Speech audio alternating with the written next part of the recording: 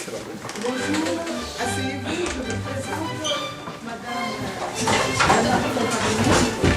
nous avons commencé ensemble des merveilles et je suis contente qu'elle soit là aujourd'hui parmi vous. Elle a été présidente de la région, c'est la première femme qui a assumé le rôle de présidente de région en Rhône-Alpes. Madame Comparini également, professeure du droit, donc on a beaucoup de choses, aussi d'études en commun. Elle continue de donner des cours à la fac, des cours de droit. Donc d'abord, avant que nous donnions la parole à Madame Comparini, chacun d'entre vous va se présenter pour que Madame Comparini sache qui vous êtes et dans quelle classe. Bonjour Madame, je m'appelle Florian, je suis enseignant des médecins. Voilà. Bonjour, moi je m'appelle Idriss, je suis enseignant des médecins. Bonjour, je m'appelle Doriane, j'ai 15 ans, je suis en seconde MRCI 2 et je suis à Lille. Bonjour, je m'appelle Aurélie, je suis en seconde et je suis à Lille. Bonjour, je m'appelle Fachima, je suis en seconde MRCI et j'habite dans la...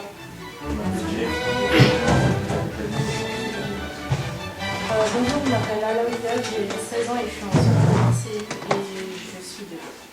Bonjour, je m'appelle Linda, je suis en seconde aussi et je suis à Lille. Bonjour, je m'appelle Linda, je suis en dernière de CRS. Dernière de CRS, social media. J'habite à Saint-Saëns. J'ai 15 ans, je suis en seconde MRCI 2. Là, j'ai 15 ans, bonjour, je m'appelle Carla, j'ai 16 ans, je suis en seconde et j'habite à Genève.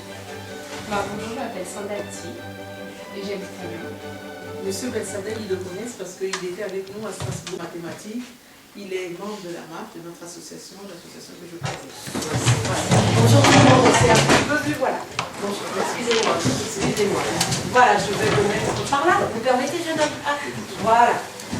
Merci encore, madame, excusez-moi, je vous remercie officiellement, madame Comparini, de venir parler à nos élèves. Madame Comparini est quelqu'un de très important, elle a eu de grosses responsabilités à la région. Après, je reconnais que je n'ai pas suivi tout votre parcours, mais je pense que vous étiez peut-être en train de réexpliquer. Quoi qu'il en soit, merci beaucoup d'être là. Je suis très flattée et je pense que nos jeunes aussi. Merci, je vous écoute volontiers. Alors je vais d'abord me présenter pour montrer la différence que j'ai avec vous. J'ai 68 ans, donc toute ma vie, je suis dans cette phase-là de la vie et tout le reste est derrière, mais j'ai eu, comme je dis souvent, beaucoup de chance, parce qu'à toutes les étapes de ma vie, j'ai appris. Quand j'avais votre âge, j'ai appris des choses de type éducation nationale ou en lien avec les activités. Ensuite, j'ai travaillé à Paris dans une structure que vous ne connaissez pas puisqu'elle a été transformée en 1974, c'était l'ORTF et puis ça a éclaté et ça a donné les chaînes de télé que vous connaissez maintenant. Puis j'ai eu ma vie avec un ancien Premier ministre, enfin ma vie au sens j'ai travaillé pour un ancien Premier ministre, Monsieur Barre. L'activité que j'ai eue avec Monsieur Barre, qui a été un des premiers ministres de notre pays, et ensuite moi-même aussi j'ai eu, je me disais en fin de compte, à la région j'ai eu de la chance, parce que j'ai été conseiller régional de base, comme je dis, avec mes mots, donc j'ai appris des choses. Puis j'ai été présidente de commission, vous avez dû le voir, chaque institution a des commissions de travail qui permet à l'assemblée plénière de la structure, que ce soit la ville, la région, le département, la région ou à l'Assemblée nationale, c'est la même chose. C'est là où on travaille au fond des dossiers.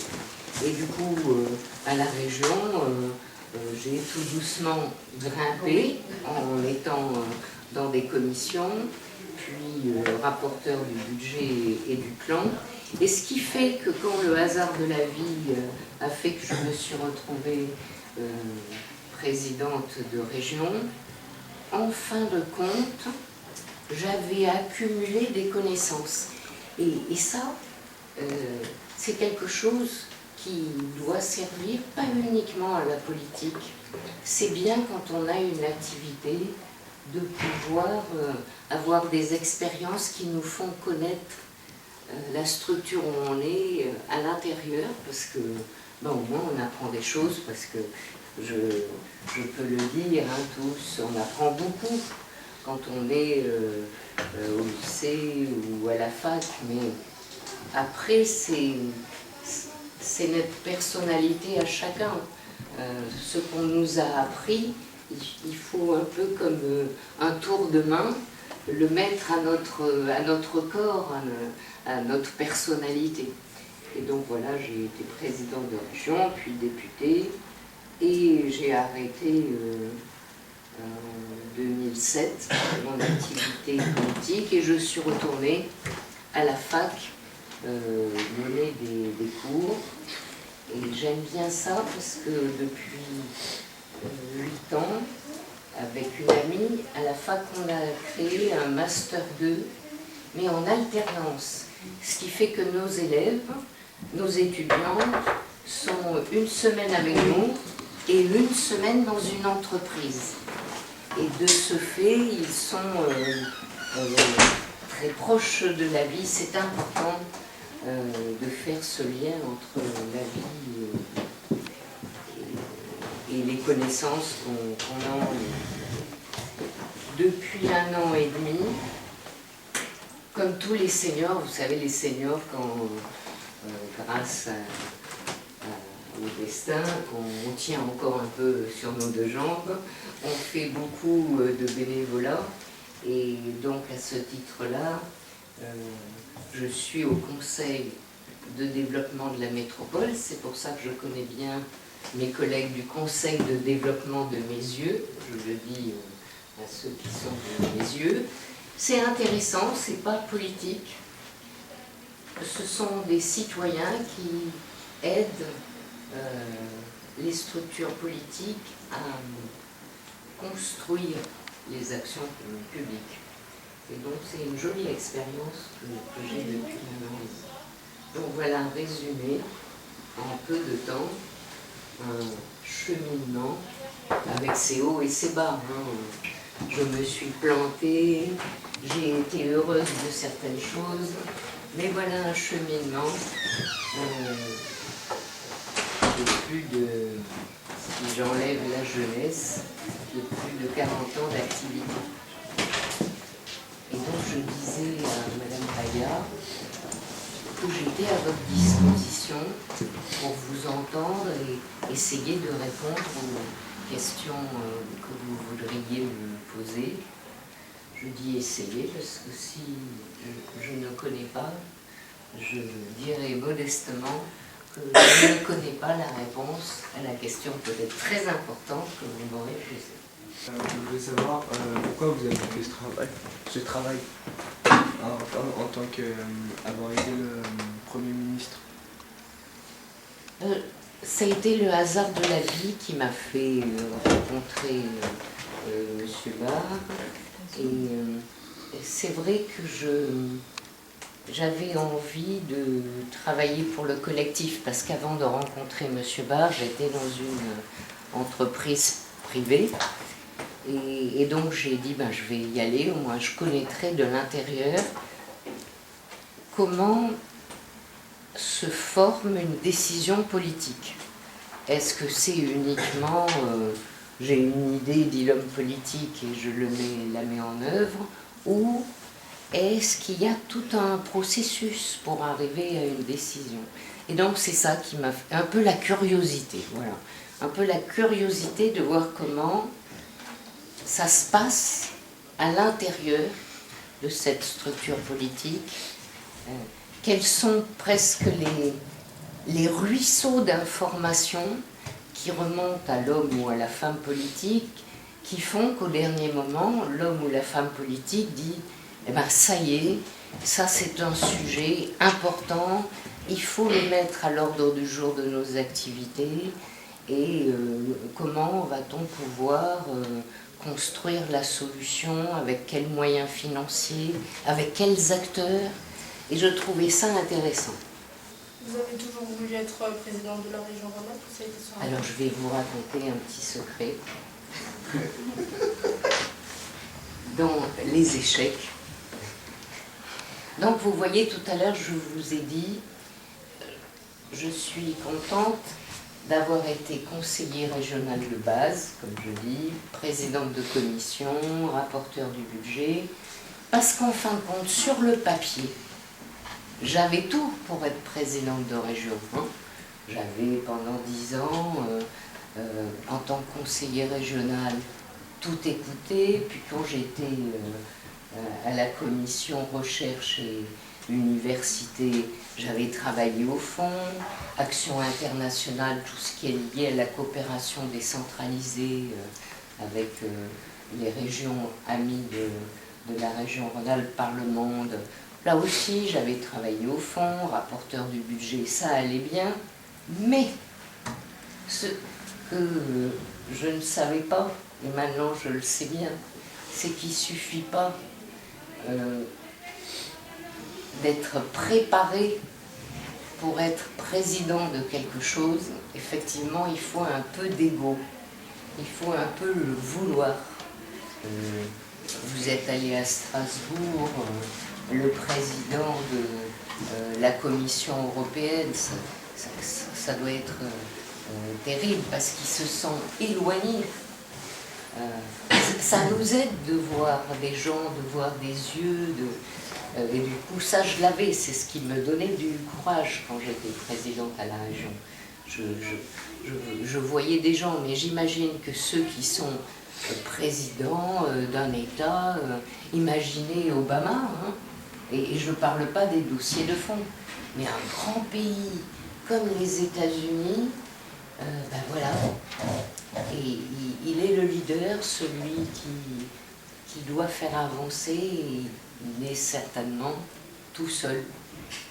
Et au moment des choix durs, la solitude, là maintenant je le sais, elle fait mal un peu au corps, on devient un petit peu petit moineau. On a même dans notre morphologie, on a tendance à faire ça, et donc oui, voilà. Donc je ne le voulais pas, c'est le hasard de la vie qui m'a conduite à être... Dans la partie noble de l'ego, il y a avoir confiance en soi. Et je crois que c'est important, quel que soit le chemin que vous prendrez, que vous ayez confiance en vous. Vous avez les capacités intellectuelles, vous connaissez des techniques que vous apprenez, mais il y a aussi vos capacités à vous, l'agilité intellectuelle, le sujet que vous aimez. Et donc, si l'ego qui consiste uniquement à rouler si l'ego c'est rouler les mécaniques, non, c'est pas intéressant. Mais si l'ego c'est avoir confiance en soi, alors oui, il faut bien que vous le travaillez et bien l'avoir. Et quel que soit le job, et c'est de cette époque-là que je garde l'idée que les stages qu'ont fait les élèves ou les étudiants, c'est bien parce que ça nous montre que la vie du travail, c'est pas tout à fait comme la communauté chaleureuse lorsqu'on est au lycée ou lorsqu'on est à la fac. C'est le monde des adultes. Et quand, du coup, de mon temps, comme il n'y avait pas de stage, on sortait de l'éducation et paf, on tombait dans le monde du travail et on avait un peu mal à l'estomac le premier mois. Et c'est pour ça, si vous avez des stages, même si vous trouvez que les stages, vous vous y ennuyez, il faut y aller. Parce qu'au moins, on voit ce monde-là dans lequel chacun appréhende. Je voulais savoir, vous avez travaillé qu'à Paris et à Lyon? Oui. Moi, je me permets de vous poser une question. Quelles sont les difficultés en tant que femme que vous avez dû surmonter? Parce que Donc, qu'on le veuille ou pas, la parité, il n'y a pas très longtemps qu'elle a été mise en place. Quand vous avez été nommé président de la région Rhône-Alpes, à l'époque, il n'y avait pas encore la parité, la parité était à ses débuts. Quelles sont les difficultés que vous avez dû surmonter dans votre carrière en tant que femme? Et comment vous les avez surmontées? Et si vous pouvez expliquer aux élèves, parce que ça c'est important. Alors, je vais vous parler crûment, hein, parce que si on ne se parle pas crûment, ça ne vous servira pas. Premier problème, quand on est femme, excusez-moi messieurs, mais je sais que vous ne donnez pas comme ça, c'est vrai, et d'ailleurs je crois qu'il y a eu des études universitaires aux États-Unis qui ont démontré que pendant une période, sur les chaînes de télévision américaines, il n'y avait pas de femmes journalistes parce que disaient ceux qui avaient fait les études, quand une femme parle, on la croit moins. Donc il y a eu toute une période. Du coup, quand j'ai commencé en politique, j'ai fait partie de celles qui devaient travailler 2 fois plus pour que mes collègues hommes imaginent que j'étais capable comme eux. Ça vaut pour la politique, mais je ne suis pas sûre que dans les entreprises, les femmes n'aient pas les mêmes problèmes. On le voit bien quand on regarde les chiffres. Ça change un peu avec vos générations. Ça change pour rentrer dans les formations, mais malheureusement, après, dans l'évolution de carrière, c'est encore un peu plus difficile. Deuxième point, ça maintenant avec l'âge, je peux le dire, dans les difficultés, il y a la manière dont les garçons, donc les hommes, parlent aux femmes quand nous travaillons. On est hommes et femmes sur la même planète, et il n'est pas admissible que la manière dont on parle aux femmes soit en fin de compte une forme de violence verbale. Les femmes portent une valeur symbole, celle de la vie qu'on donne, mais qu'on transmet tous les jours. Et donc, je reconnais la place que vous tenez, les garçons, dans notre société, mais ce respect de la femme, c'est aussi un élément de société, comme on dit les adultes. Et donc, c'est un point important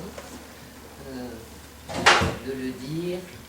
Et puisqu'on attache tant d'importance à cette place de la femme, avec toute cette valeur symbole, c'est vrai aussi, par exemple, je suis la première à le dire, que lorsque je regarde les chiffres et que je vois que ces temps-ci, il y a plus de femmes médecins généralistes que d'hommes, que je vois qu'il y a plus de femmes magistrates que d'hommes, je dis là, attention, il faudrait trouver un bon équilibre entre hommes et femmes. Oui, par rapport à tout ce qui se passe, quel message républicain? Parce qu'on constate depuis un moment une radicalisation et puis un repli identitaire. Donc devant les jeunes, vous avez en face de vous, qui vient de plusieurs origines, et vous-même vous venez aussi d'origine italienne. Quel message souhaitez-vous transmettre à ces jeunes pour qu'ils soient fiers de leur identité française et de leur identité européenne? C'est une question difficile, celle-là. La leçon que je tire, c'est que vraiment il faut apprendre à travailler ensemble. Et au-delà du mot, qui est un mot, travailler ensemble, ça veut dire je respecte l'autre dans sa différence. Donc je respecte la femme, je respecte celui qui a peut-être une autre religion que la mienne, je respecte celui qui n'en a pas, parce que ça existe aussi, je respecte celui qui n'a pas la même couleur de peau que moi. Donc c'est tout ce travail de je respecte. Et alors le mot respect, vous allez peut-être le trouver trop fort, trop parole verbale.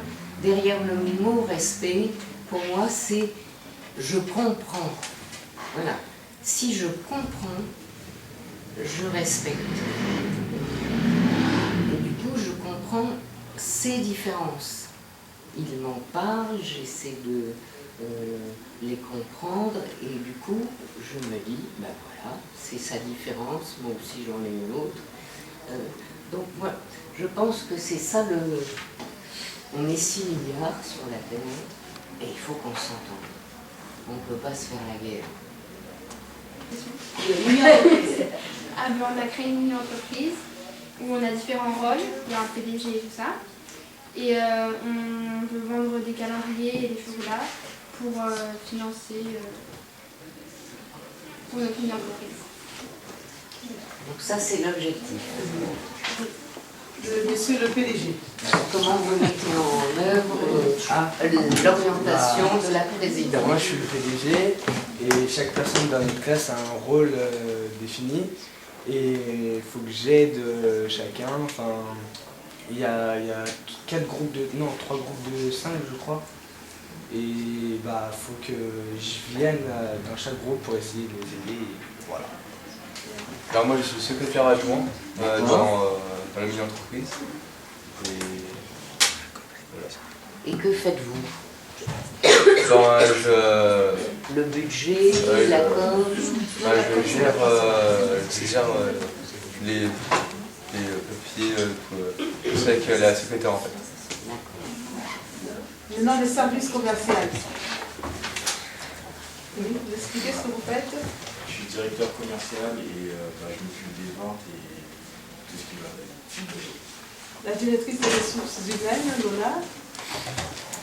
Moi, je suis la présidente des ressources humaines et je suis avec Jules et on aide les autres groupes avec Jules.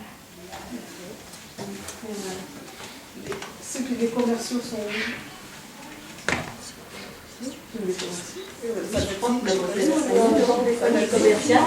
Commercial, ça va-t-il? Vous êtes rattaché à qui? Comment? Je suis attachée à Fatima. Si, on écoute, s'il vous plaît. Dans mon groupe, il y a Fatima, mais nous, on est les gens qui proposent qu'on peut vendre. Voilà, vous êtes les commerciaux. Ah, on est la vente. Non, on est aussi de financement, c'est nous. Oui, qui ramassent, qui prennent l'argent.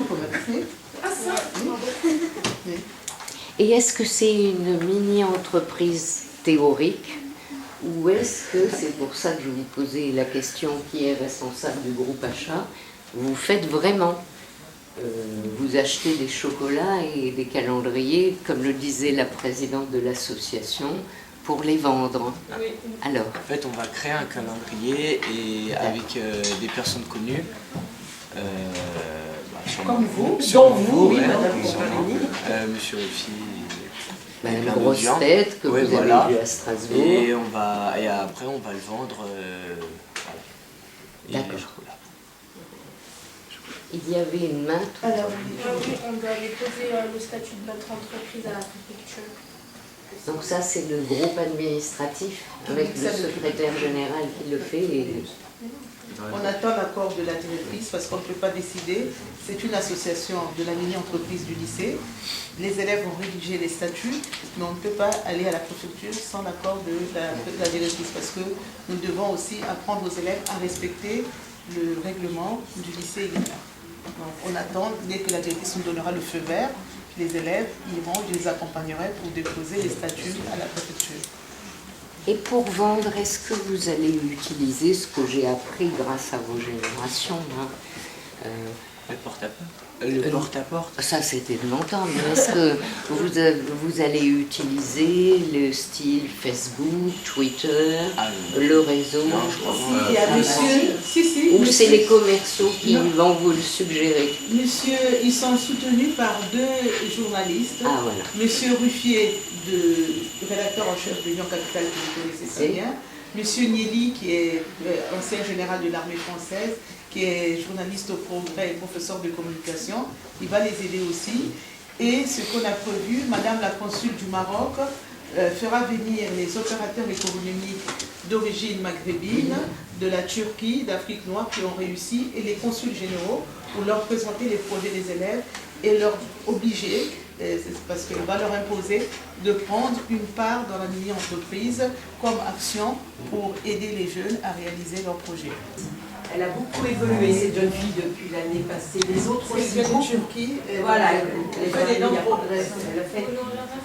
Madame, vous étiez très gentille avec nous. Est-ce que je vous demande de vous rester assise? Zineb, vous venez là, vous asseyez devant, à côté de Francel, et vous restez debout, vous allez vous être debout. La directrice va se mettre aussi au milieu avec. Et moi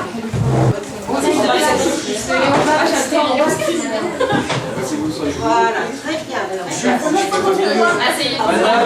Madame, vous mettez les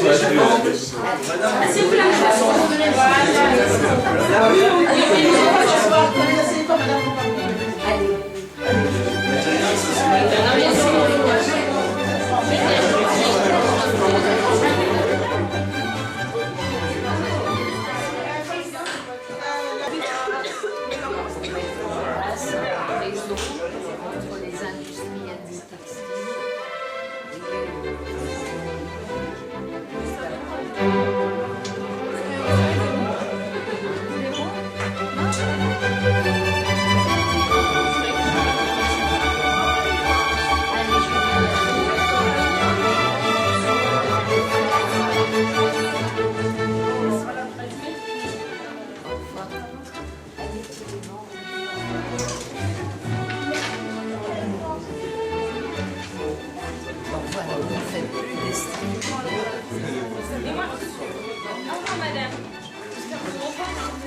Alors on se revoit le 17 mars, c'est ça?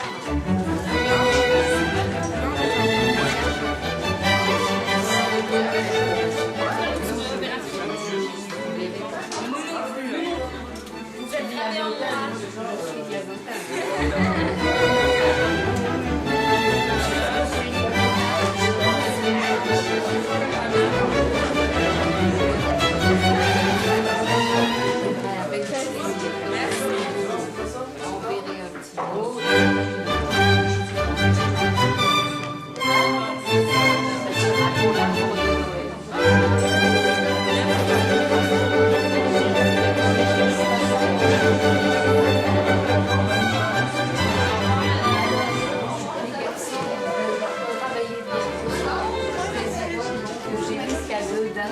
On risque de se rencontrer.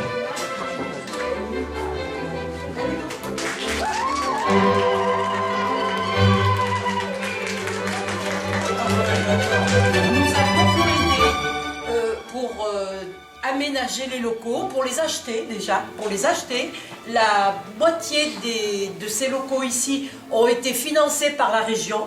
Et j'en ai toujours été très reconnaissante à cette institution, je l'ai toujours dit très volontiers. On était également aidé pour la moitié des installations ordinateurs, vidéo, tables, chaises, et puis travaux d'aménagement, quels qu'ils soient. Plus des subventions. Maintenant, les temps ont un petit peu changé, c'est plus difficile, mais la région nous aide quand même, là, pour l'annexe que nous avons à Sainte-Catherine, voilà. La région nous a aidés pour la partie sécurité, accessibilité. Voilà, c'est plus difficile qu'avant, mais c'est quand même très très important et nous apprécions beaucoup. Et je voyais Madame Comparini à ces réunions très importantes et voilà, donc je suis très impressionnée vraiment. Et puis je vous découvre, très chaleureuse, très attentive aux élèves. C'est vrai que quand on est en position officielle, on ne voit pas tout ça. Voilà, alors je vous remets le dernier exemple. Le président et la présidente, et puis une élève de SMS, vous venez. C'est terrible, c'est protocolaire. Voilà, Delphine, elle ne lâche rien. Avec Delphine, c'est terrible. SMS, une élève. Elle ne lâche rien. J'ai été la rencontrer il y a 20 jours. Ah, la photo. Ah. T'inquiète pas. La pâtisserie.